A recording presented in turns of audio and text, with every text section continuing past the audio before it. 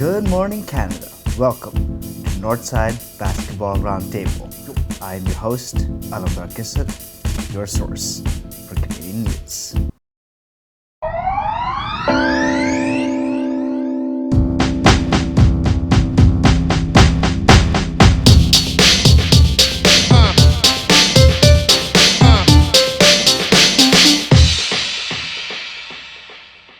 Starting out this week, we got the grassroots segments.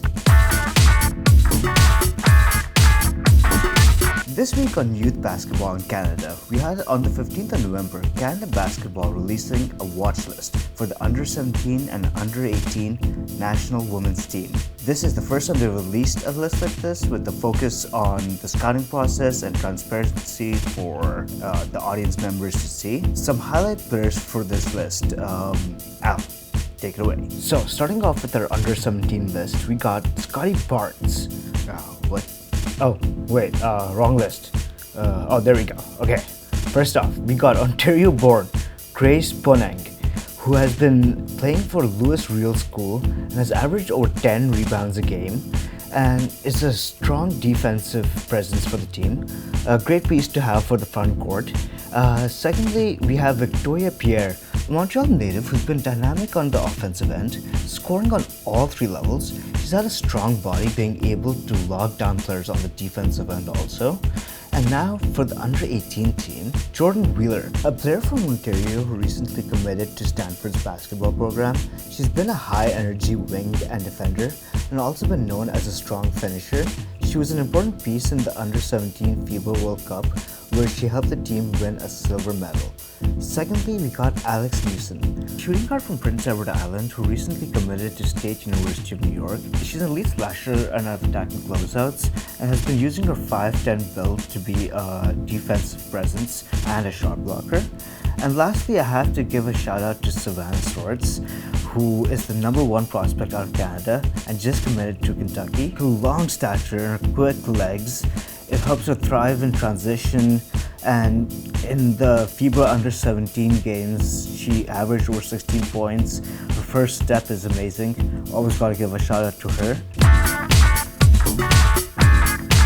We will keep you updated as more information for this list is released. So now moving on to the Ontario high school basketball season, we should have the standings right up on screen. The Royal Crown has stayed true to their brand, leading the East with 4 wins and no losses, and Fort Erie leading the West with 5 wins and 1 loss. Promise and Lanjo and Eli Jolin have been amazing for Fort Erie. They've been scoring lights out for the team.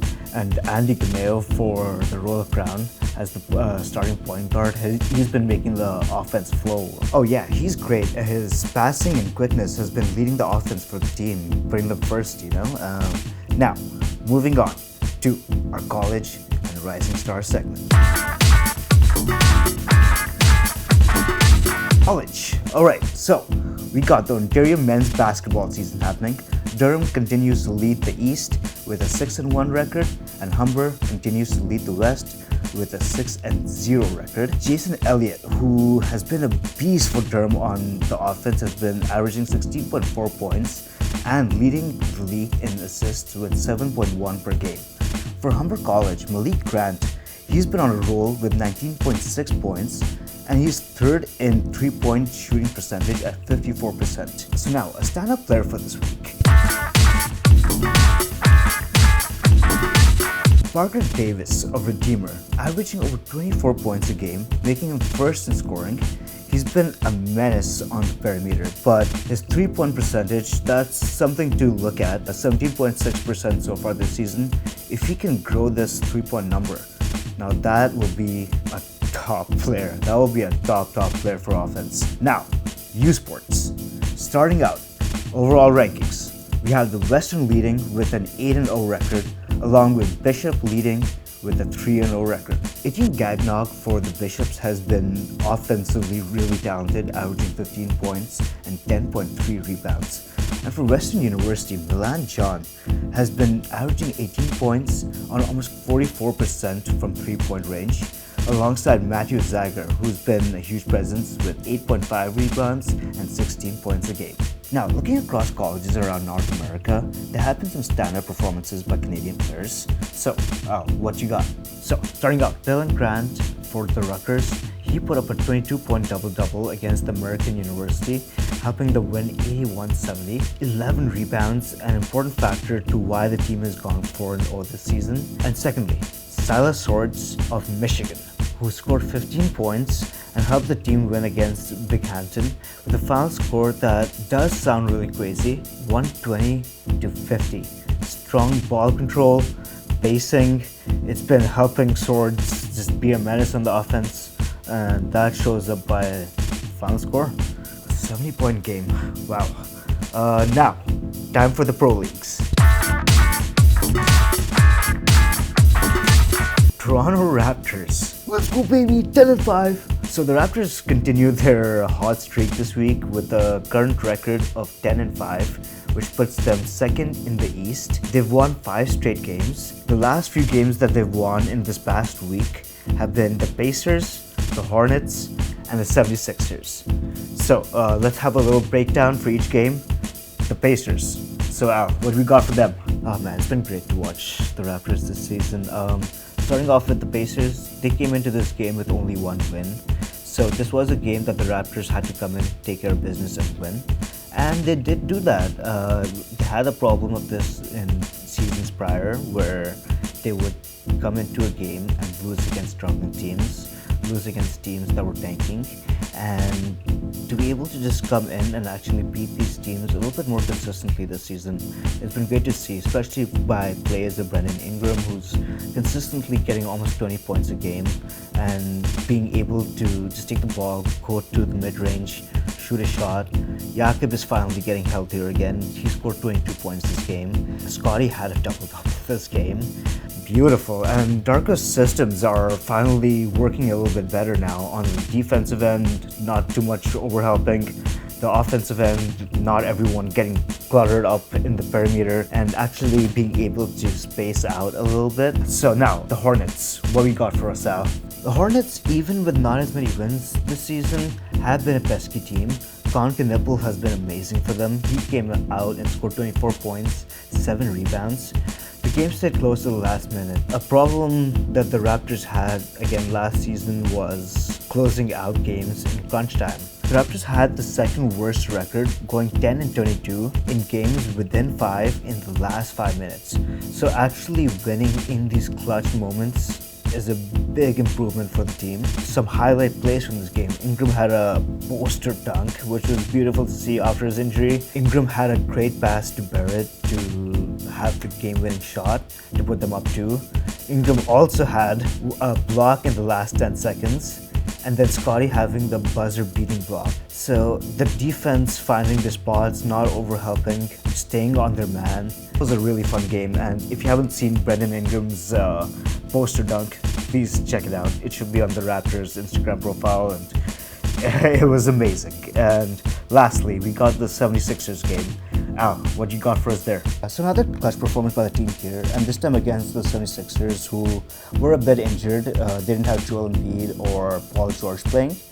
In the third quarter in this game, the Raptors went on a run, were up by 16 by the end of the third quarter. But the fourth quarter, the Raptors could not score for the first 6 minutes.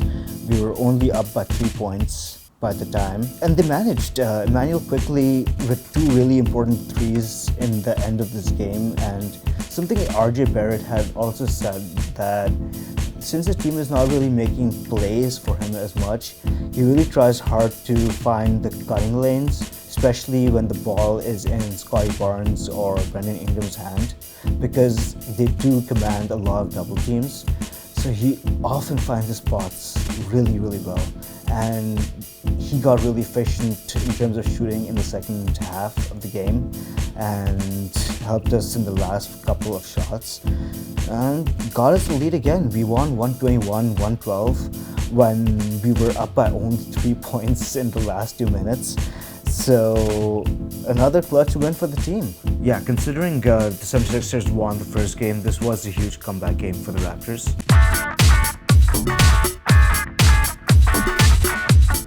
Raptors basketball is back, baby. We are back. And now, Lastly, our player of the week, the Northside Raptors player of the week. So a little Zag moment here. Player of the week, Grady Dick. So Grady's numbers haven't really been that eye-popping this season, 7.5 points, 2 rebounds, but his offensive gravity, the way he has defenders jumping out to the three-point line, is opening up the offense for other players so much this season, especially for Scotty, Ingram, and RJ, so they can kind of operate in the mid-range, by the net. His passing has been top-notch too this season, especially in his drives going in, kicking out, especially to Mamu or a three-point shooter. And his defense, it's been neutral. He has not been a negative defender, as much at least this season. He's not getting blown by. He's keeping his ground. He's locking down players a little bit. He's getting steals. He's getting charges. He's just providing effort on the defensive end, and I hope he gets more shots in just to get his offense going a little bit more. I think that is one place that it gets a little inconsistent at times, but with that improvement, I'm excited about this team. I'm really excited. Alright, now that does it for today's Northside Sports. Thank you so much for watching. Join us on Sunday for the Northside Hockey Roundtable and subscribe for your